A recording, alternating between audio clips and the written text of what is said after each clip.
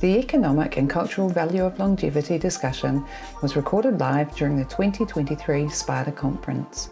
Some portions of the discussion may have been removed due to copyright or commercial sensitivity. This is a panel on the economic and cultural value of longevity, brought to you by Budget. I'm Andrew Szusterman, Managing Director of South Pacific Pictures and also SPADA board member. And on the panel we have Ngaire Fuata, who is Company Director of Some Pics, which makes Tagata Pasifika, Grant Baker, Images and Sound, Managing Partner, and Kelly Martin, CEO of SPP. Round of applause for them, please. The reason that you guys, that we've put this panel together is that these guys have contributed a number of different things and have played a huge part, and their companies have played a huge part for a massive amount of time in shows that have seen a long period of sustained work that we've done here in New Zealand. Images and Sound started in 1983, slightly different version from what it is today, largely producing TV season that's moved on. Tagata Pasifika, 1987, as an example, came out of in-house production and has moved on from there. Shortland Street, 1992, but we've also got other examples in the room. What Now, 1981, Fair Go, 1977, Greenstone Production Company, 1994. Rachel, is that right? And Country Calendar, 1966. Give them a round of applause. So it can happen, people. We can have longevity. I think this is going to be quite an interesting SPADA conference. And I want to kick things off and ask these guys, and Ngaire, I'll ask you first up, the current state of play as far as the industry goes, as of today, as far as you're concerned. That's an interesting one. Well, I'm grateful to still be here as far as the industry goes. Also, I'm really pleased that there are some initiatives happening with Pacifica Broadcasting, and there was an announcement yesterday about the funding for the region, and that's about building partnerships. So that's a new New Zealand On-Air initiative, 1.9 million for Pacific Partnerships. So there's definitely more things happening, I guess, for Pacifica. So I speak to that when I say about the industry. But if I put on my other hat with Film Auckland, or when I guess industry people and crews are asking me for work, maybe the state of affairs isn't so great. Okay. Grant, your take on it at the moment, current state of play of the industry? Obviously it's an industry that's going through a lot of change, and it's constantly going through change. I guess right at the moment it's definitely an industry under pressure, and probably the fantastic thing about all of us in the room is that we all know how to kind of innovate and twist and change and keep going, basically. And I think, we probably all as an industry long to get some sort of certainty and consistency, and we all strive for that, and yet we just never quite seem to get there, and we just seem to go through the cyclic boom and bust type thing, which is incredibly unsettling and challenging.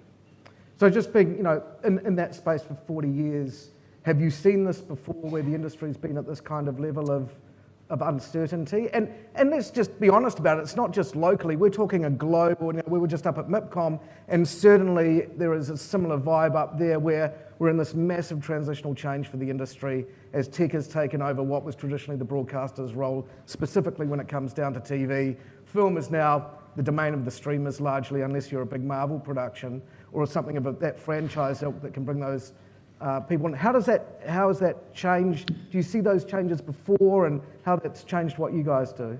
Yeah, look, we've definitely been through particularly technology changes. 1983, when video images, it was being called, started out, everything was shot on film. We had massive big telecine chains that transferred film, and everyone talked about film disappearing, and it seemed to take forever to disappear, and then suddenly overnight it disappeared, basically, and everyone was shooting on data cameras. And so from that, technology, there's definitely been changes. There's been, changes in the way things have been made, and different funding models. So yeah, we've definitely been through, several different iterations of how we create content and how it's consumed. Kelly, you've got that kind of unique ability to talk about broadcast and talk about production working on both sides. Some of us have. So asking the same question, current state of the industry and how you see it at the moment. Settle in, kids. No, I'm very short and sweet. I think we are definitely in a challenged environment. I don't think anybody would disagree with that. Maybe James Cameron. Oh no, even he said it was slightly challenging. He seems to have quite a lot of money though.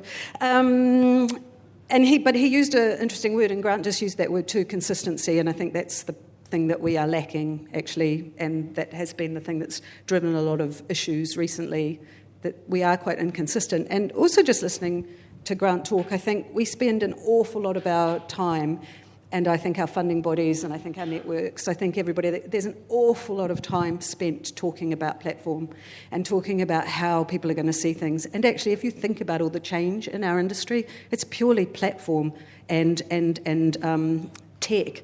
That's what's changing. Actually making stuff and how we make it, but actually making stuff and telling stories.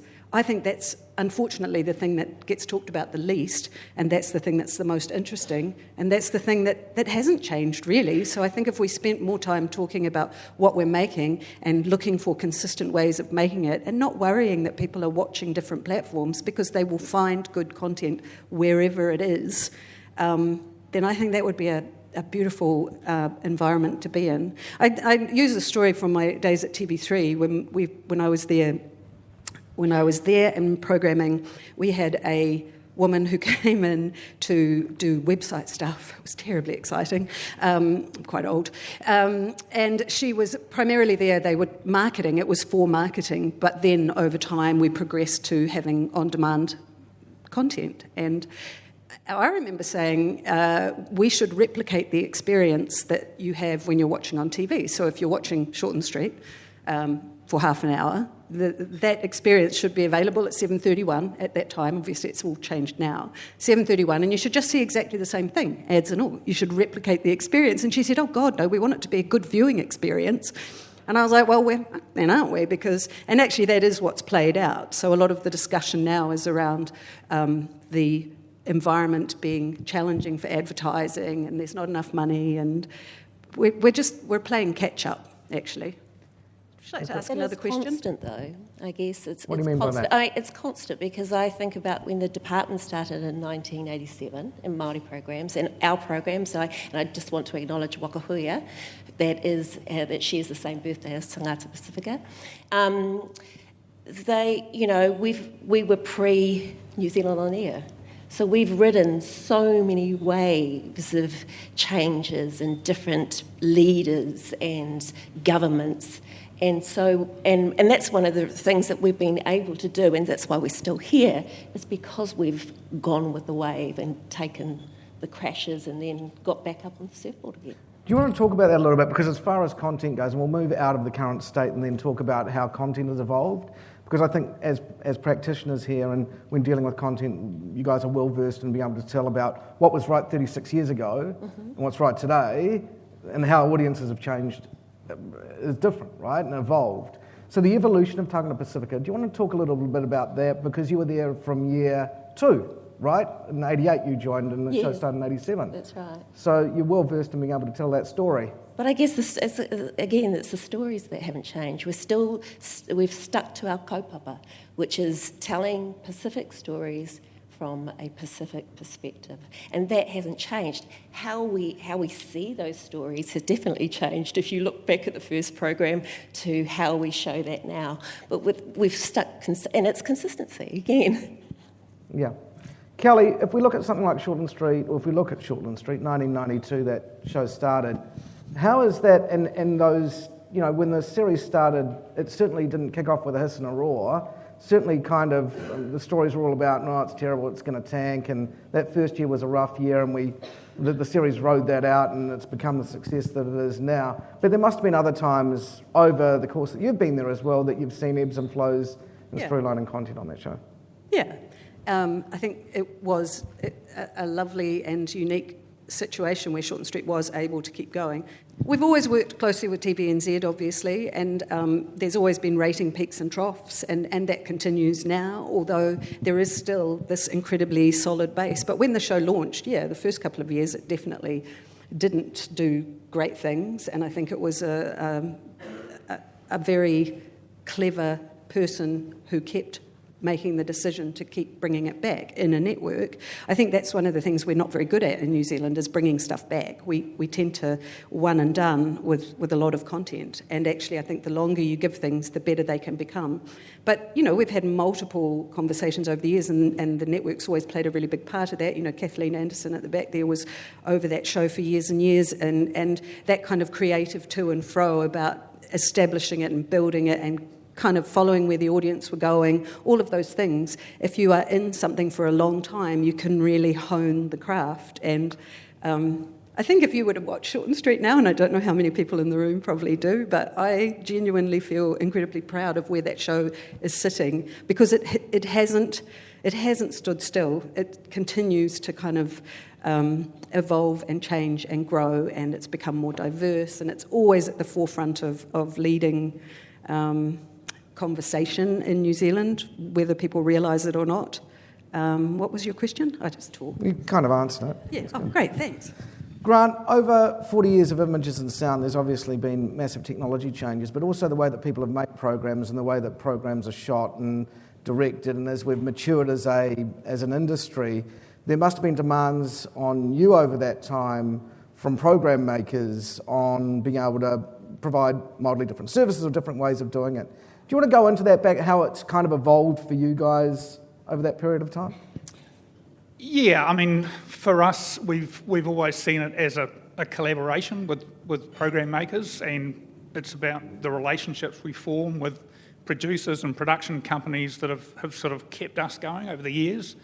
And so it's about trying to come up with the solutions to get the content made. And we sort of try and work really hard, in the pre-production phase of doing that work, to then sort of make the process as seamless and stressless as possible. And we know that the producers have got a lot of kind of balls in the air trying to get this thing made, and so if we can make the tail end of it as stressless as possible, that's I feel the thing that served us very well over the years, basically.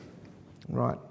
Nadia, as far as Tagata Pasifika goes, that those changes in the way that people consume, and we kind of hit on it from how's that changed your storytelling over the years? Well, and the way that you construct those stories, the way that you disseminate those stories? Well, we still do our regular show, but we have TP Plus where because our show is on a Saturday, there's so much that happens during that week that our Pacific people, our communities, want to know what's happening. So we do a lot of online content that isn't part of the show.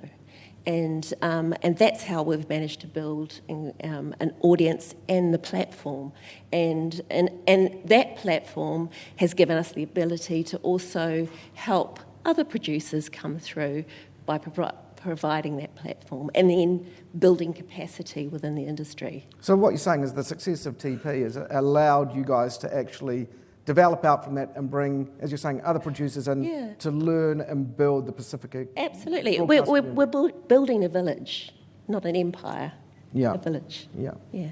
Kelly, with Shortland Street, it is, it is the story that keeps on being told week in, week out. As far as audience changes and the way that we see that show's being consumed, we're doing some interesting things where obviously, it's big on TVNZ Plus, and we're looking at doing some other little bits of YouTube bits and pieces and creating more content that way. How do you see the evolution of Shortland Street over the next wee while? When you say evolution, you mean like what, telling it differently? Or no, or just the continuation of where does it go? I think from an audience point of view, I think they'll be watching it differently. A lot of them already are. They're watching on demand more than on linear, although there's still a pretty solid linear audience. I think obviously that brings into question, do you still need 5 episodes of something a week if people are watching it in a really different way? And around the world, soaps have been moving and shaking, so some of them are down to 3 episodes or doing different stuff. I think the challenge for us is to keep the show as exciting and engaging as possible so that they want 5 episodes a week. And until it really falls down a deep, dark hole of no audience, I think it's got a good life ahead of it. And I think we will just move and shift with where the audiences kind of end up being. It's funny because we all talk about digital and people going from linear to digital, but everything we're watching is digital now. We're not watching anything that isn't, are we? I don't know. I haven't got a film projector. So we did an Olsberg report a few years ago around about the economic and cultural impact of Shortland Street after 30 years of operation.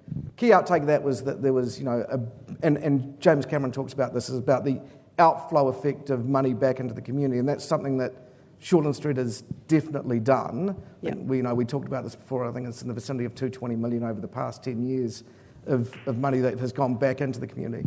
But I want to talk about the employment level of training in industry.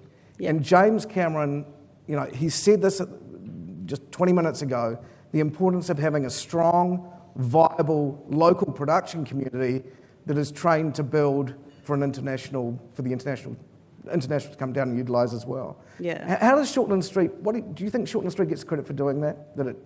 Does it credited for doing that? Yeah. Well, I mean, I think everyone on some level knows that it does that, but I'm not sure if there's I'm not sure if there's enough understanding of what that show actually delivers, the foundation that it gives. And listening to James Cameron talk about Avatar, and I was thinking, the numbers are bigger, but Avatar in Wellington, Shortland Street actually is a version. I know that they are not the same. There is no one blue in Shortland Street. We did have a character called Blue, but actually in terms of the economic impact, as Andrew just said, 220 million into the economy over 10 years, and that show's not funded by anyone other than TVNZ. There's a real weird disparity there in terms of if Home and Away was to shoot in New Zealand, I'll just put this one out there and thinking about longevity and the ability to fund stuff to keep going for a long time. Obviously, funding is always challenging in a market this size. But if Home and Away was to come from Australia and shoot in New Zealand, they could get a 20% tax rebate straight away. Well, we can't do that. We don't get any tax rebate. TVNZ facing, advertising drop-off and all of that sort of stuff. I think the interesting conversation that needs to be had in the next little while is how do we keep funding stuff? How do we keep stuff alive? And how do we actually, as an industry, get to a place where we're paying people properly? Because I think we've gone down a long, deep, dark ditch of people working for nothing in this industry, which I do not agree with at all. I think we need to lift stuff back up and find ways to fund at decent levels for productions. I've gone on a rant about that. No, keep going. But Shortland Street is kind of relevant to that because we, like everyone, it actually gets made on the smell of an oily rag if you really dig into it. It's, and anyone working on the show would say to you, we don't have much money, because of how much we're making. But I think what's fascinating is that a lot of productions now in New Zealand are being made for teeny tiny tiddly little budgets. And someone told me last night that we've now got 80 production companies in this country, which I find astonishing. I don't know how a market our size can sustain that. I think having 80 actual productions, that'd be fun and exciting and great. But 80 companies, what is everyone making? We're making stuff for tiddly little bits. And so when you talk about longevity, I don't know how we are going to get to a place where we're building companies that can actually last as long as an SPP or a Greenstone. And that's not to say that new companies can't come through and shouldn't come through. Of course they should. But we should be a little bit more... we shouldn't be afraid of having some bigger companies and having some money going into bigger projects. This is always my go-to position. Let's spend more money on less things, and because I don't see how we're building longevity at the moment.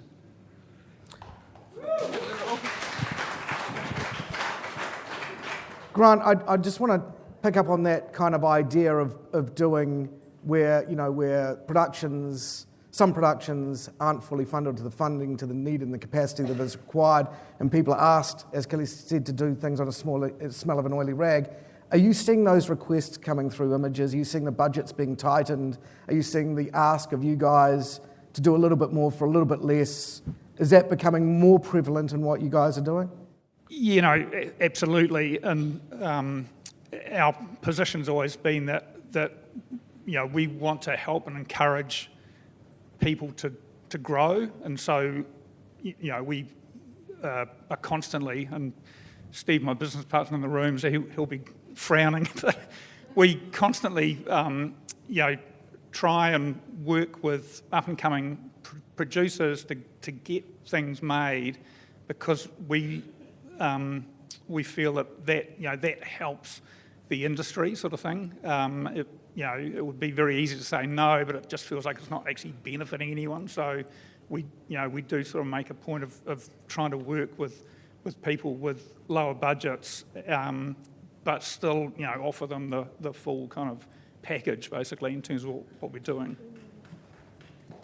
I think that's great. I mean, it's good, but it does become problematic after. If we keep going down this line, I mean, being philanthropic is great to a certain extent, but we are businesses as well, and we do need to be funded, and we need to build an industry. So the question for you guys is, let's start coming up with some of the answers. What are some of the answers for what we're doing? And Nadia, I'm picking that also with you, that this theme would be similar, I'm picking. Oh, yeah. Well, we're often the people that are going to places like that and going, can you help us for such a small, you know, because our budgets are small. But also, I guess we're, you know, and when we're trying to help other people, again, that it comes around the sustainability factor. You know, if we want, they're short-run productions and they can only go for so long. And while we're trying to help build that capacity, it is about how we're going to sustain that.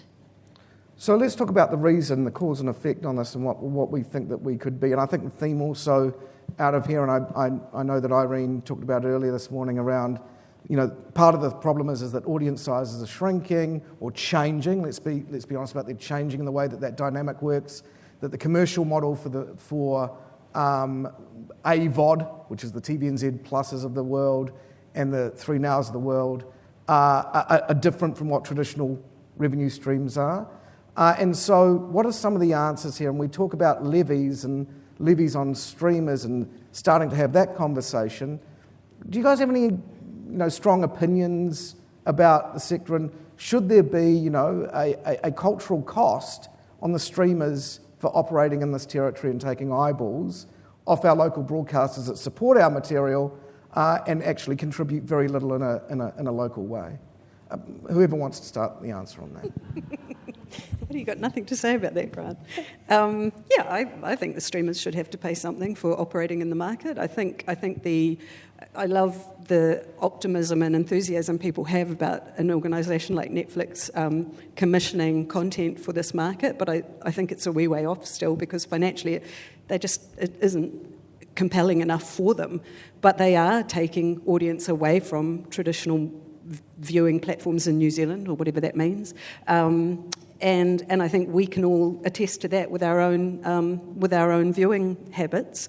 So I think asking them to pay some kind of levy or something that feeds back in that we can then use to create content from this country, I think that would be incredibly positive. And I don't know why that would be scary. I think there are some people who worry that they're going to go away and they're not going to be in the market anymore, but I don't see that really, because I think we've got one of the biggest take-ups in the world for Netflix per capita.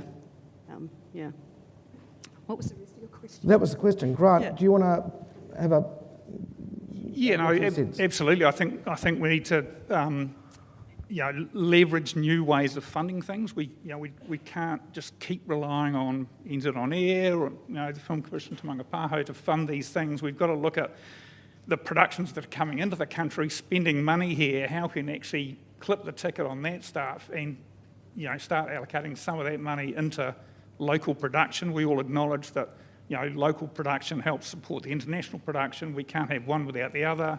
So I think we just need to get smarter about that incoming work and how we can use that to leverage funding for the local work. I think we should also be realistic about what the money in the marketplace is that's available offshore for this country and how those numbers kind of stack up. And, I've been out in the market for a little while now in terms of getting deals offshore for content to come back here, as has Bettina and Rachel and various other producers in the room. It's that extension to New Zealand On Air to be able to come alongside this big does create an amazing opportunity for us if we're really realistic about, one, what the international marketplace is like and what the expectations are. Two, I think we've got to be I think we should think hard about creating an environment where everything we make has to have an offshore lead, because I personally don't want to see that. And one of the things I'm really proud of with Broken Wood actually is that it is funded primarily offshore. I love having a New Zealand broadcaster attached to the show, but we don't really need them. But it's wholly New Zealand. There are no international leads. There's the writing, everything is done here. And I think as a model, that is a beautiful place for us to be.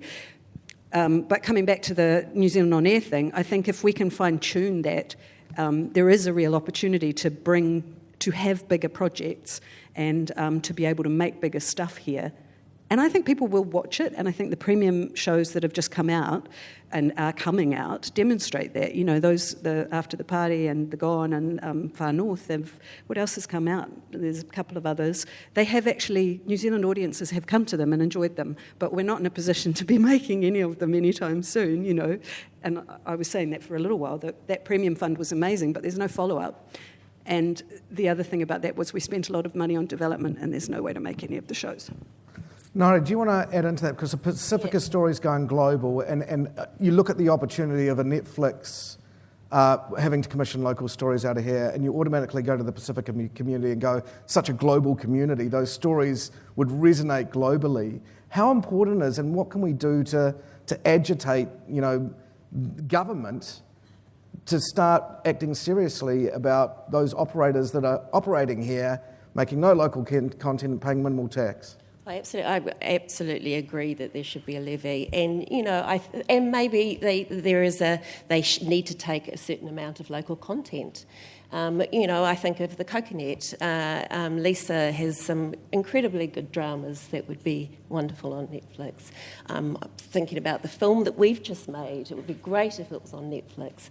And these are Pacific stories, and I think that could really help inject.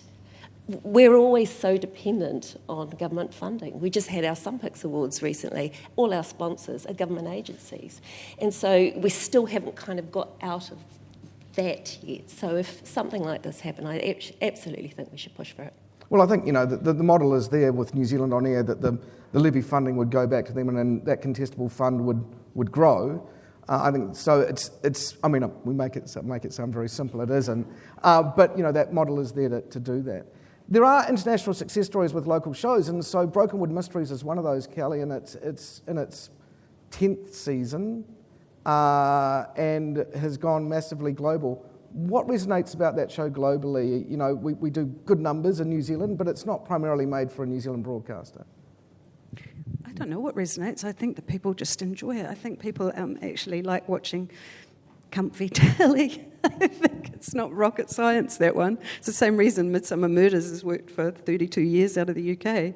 But to have a show that we can roll out, and we've actually started now writing the 11th season, and I think we'll probably do a deal for seasons 11 and 12 at the same time, because the appetite for it offshore is, because it's that consistency, it's about building up a body of work that for a broadcaster is incredibly easy to schedule and play, and they don't want just one. It's very hard to sell one season of something. It's almost impossible to sell one season of a New Zealand drama offshore. No one really gives a shit on the other side of the world. Sorry to burst everyone's bubble, but they don't. But if you've got a decent amount of content coming through, if you can say yes, there's going to be more, then you've got a better ability to be able to sell. Yeah. Ngaire, as far as you guys, you were part of TVNZ and now you've become independent. How's that transition worked for you guys, and what has that changed in the way that you guys construct and make your show? It's been really good. I mean, Stephen Stalin still hurts over it, but I think it's been really good for us as a production company, as a program makers moving forward. It was difficult at the start, and we've had to learn a lot of things in a very quick time. But we're in year 9 now, and we've managed to build a bigger body of work. So I think it's been great for our autonomy and growth. Right. As far as advice for program makers, I mean, this panel has been in operating and working in the industry for a long period of time, and we have a mixture in the room of seasoned professionals like yourselves, but we also have some people that are younger and newer SPADA members, and here to pick up advice and look at you guys and go, here are success stories in the industry. What's some advice that you guys can impart on longevity of content creation and sustainability in this industry? Ngāre, we'll start with you. Good relationships, Yep. I think, are key, knowing your audience. We're very specific. We are deeply rooted in our community. We are constantly, associated with it. We have a great team of people. John Utanga is a fantastic editor and one of the best Pacific journalists in the country, I would say. And so, and we've got a lot of new people coming through. So our work, I would say, is a mixture of vocation and I like to call it ambitious transients who come in, they learn some stuff, but they move on. And, our alumni is pretty spectacular, I would say. I can see Adrian Stevenons nodding over there. He's head of factual at Great Southern, and he started on our show. Lisa Tauma, Tiki Lounge, Sandra Kailahi. All of these people have come through our program, and we invest in our program. And thankfully, New Zealand On Air have. I would like to hope that they think that our program is an investment in Pacific program making, Pacific capacity. Great. Grant?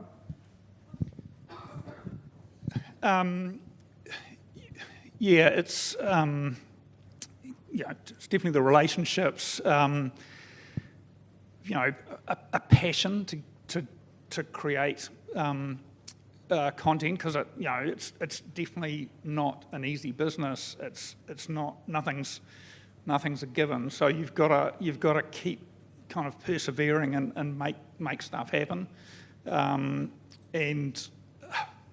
think back to when I started out, and I just kind of did everything I could and sort of became that person that could be relied on to get stuff done. And so more and more people came to me to get stuff done, basically. So, I think you've just got to have that energy to keep going. It's a crazy business, and I think if any of us thought about it long and hard, we wouldn't be in this business. But you've just got to follow your passion and keep going.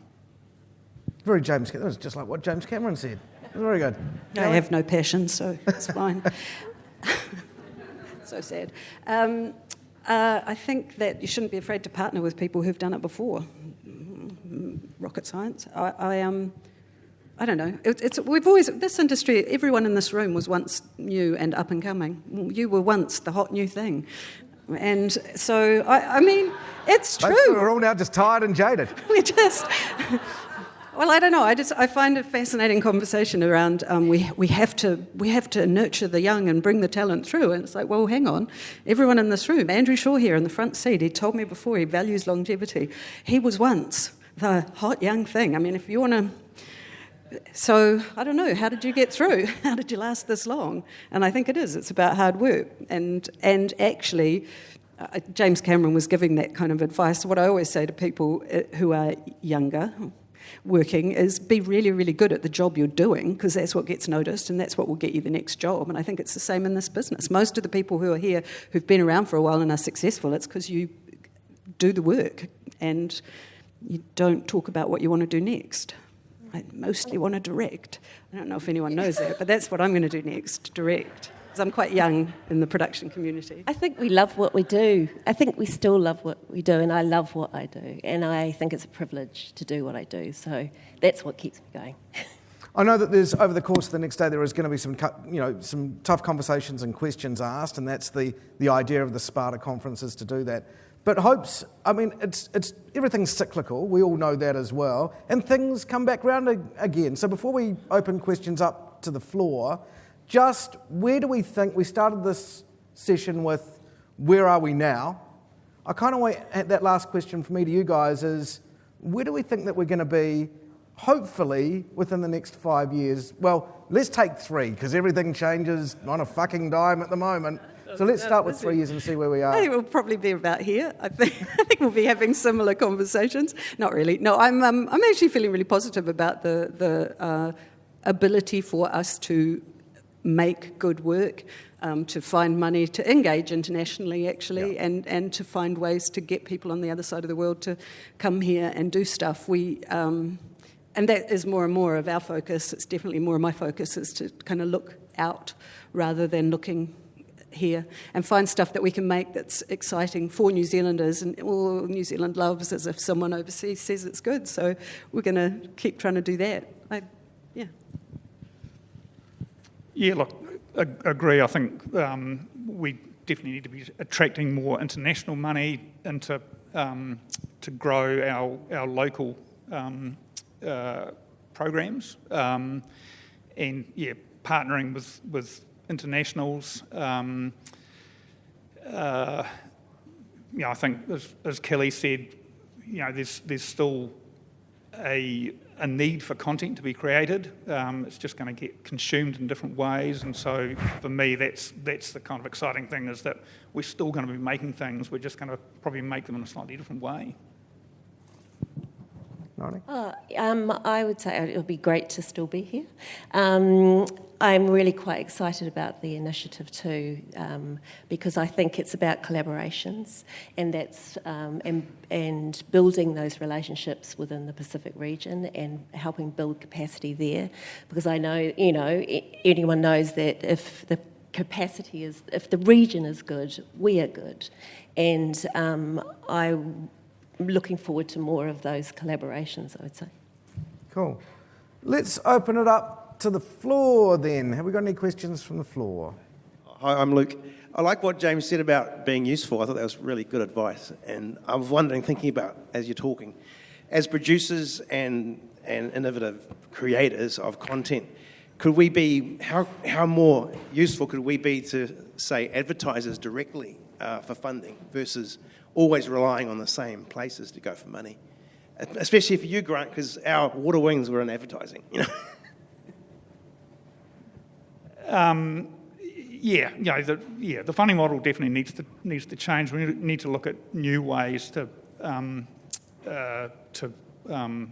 new sources of revenue, basically, to do the stuff.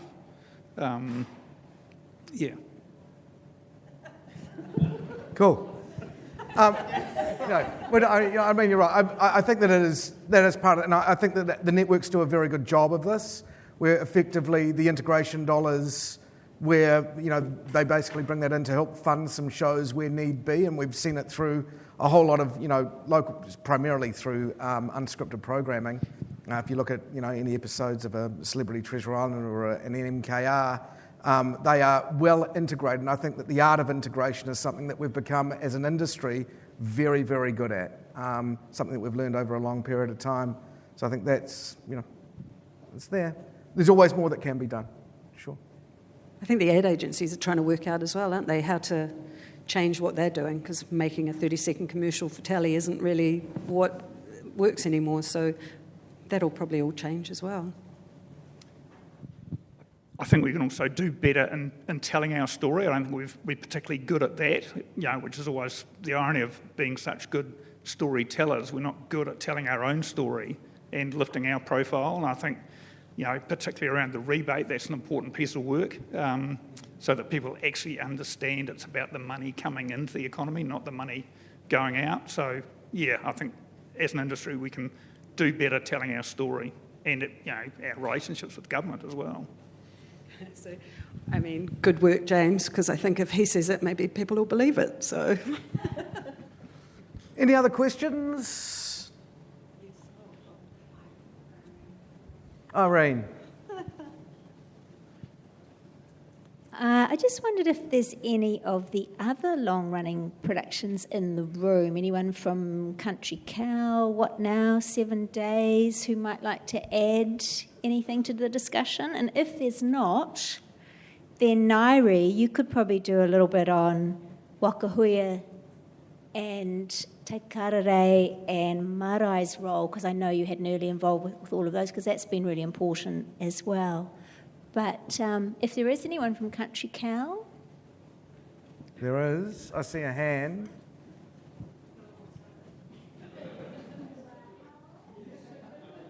(1966). Hi, shall I stand up as well? I'm Celia. Hi everybody, I'm one of the directors of Country Calendar. I've been on about 9 years. Thanks, Irene.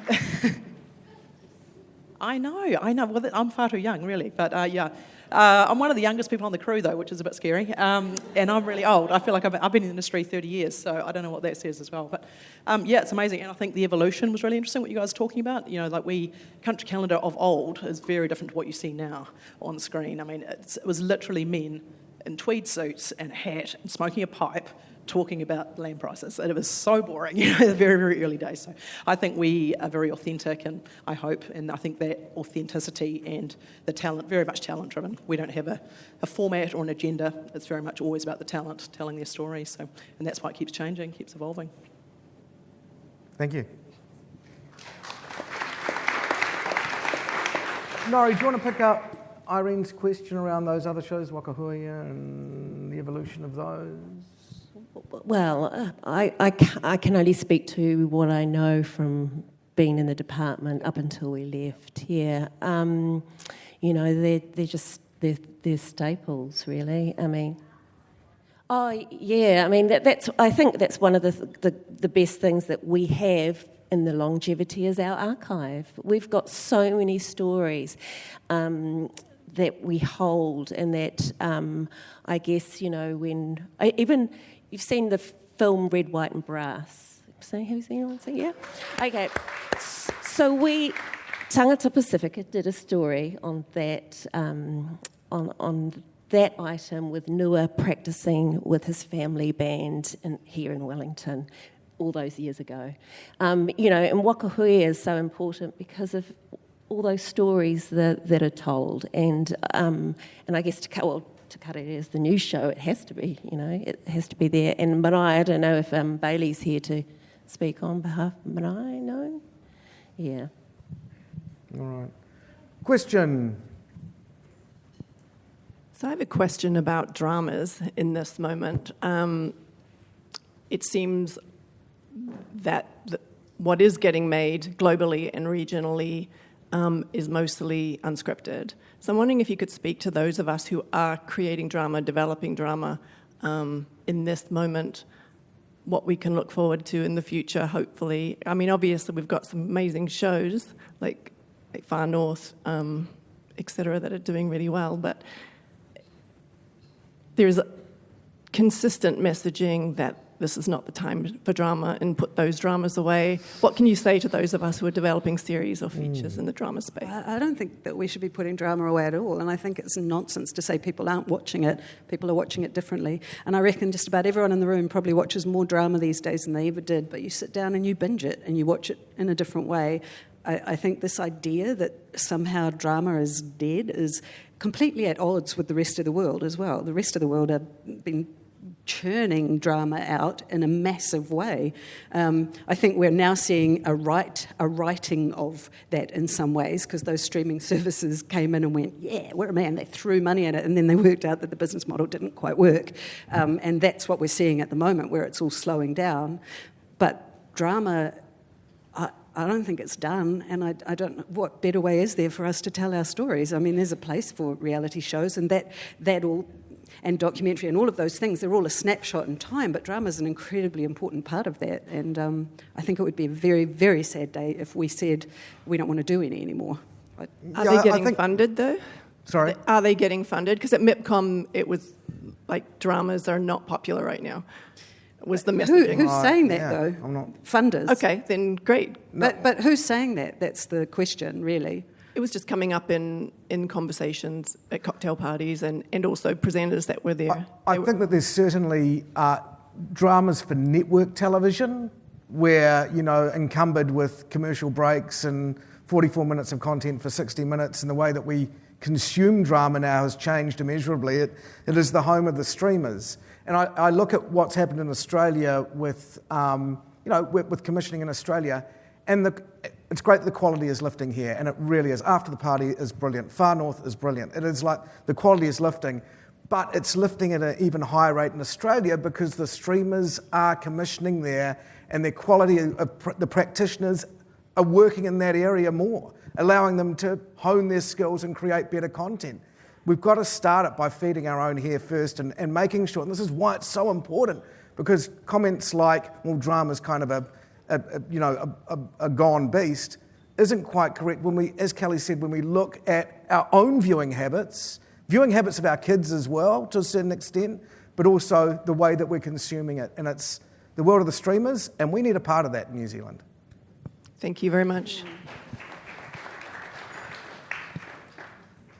Any other questions? I think. Yep. Wait. Where? Oh, yeah.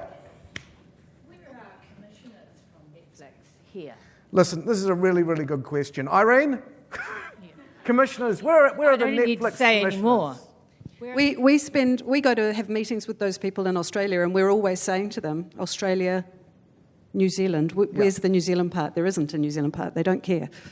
Well, they should come. They should. Yes. They should. No. They don't. How many have they done, these Australian and New Zealand commissioners for Netflix? How many of our productions have they done? 0. None. Not quite 0. What have we got? And we're Netflix commission. Dark Tourist, 1 years ago. Power of the Dog, if you count it. Power of the Dog. And a few sales. Monkey, yep. Oh, and Monkey. But, okay, we can put them on a hand, right? I met with Netflix last year, Chris Oliver-Taylor, who's now gone. Now at ABC. At the ABC, yeah. They made it really clear to us that New Zealand is a part of Australia as far as they're concerned. Yeah.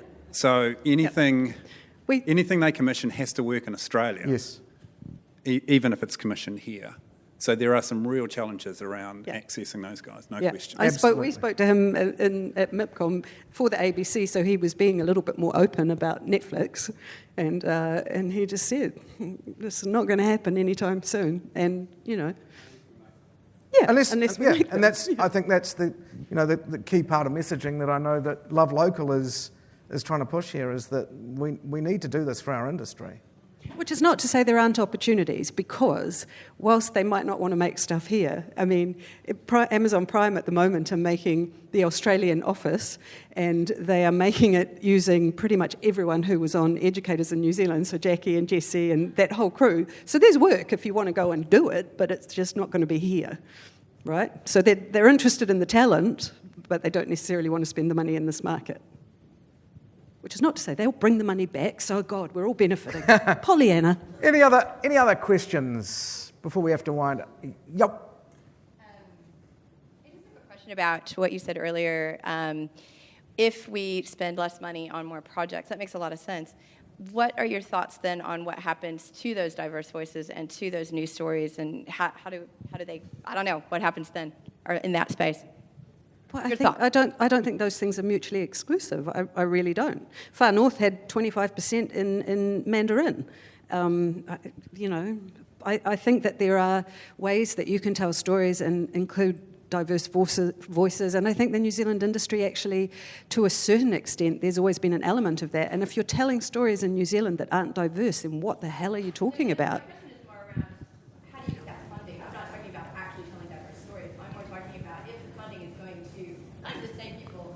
goes to, But- then would people come to I don't buy that argument though, because I think that every company here, like our company, I get it. And for a long time, when John Barnett had South Pacific Pictures, 100%, yep, he got 3 dramas a year for every year, 1 for each network, bada bing, bada boom, happy days. That is not the world that we live in now, thank God, for any of us.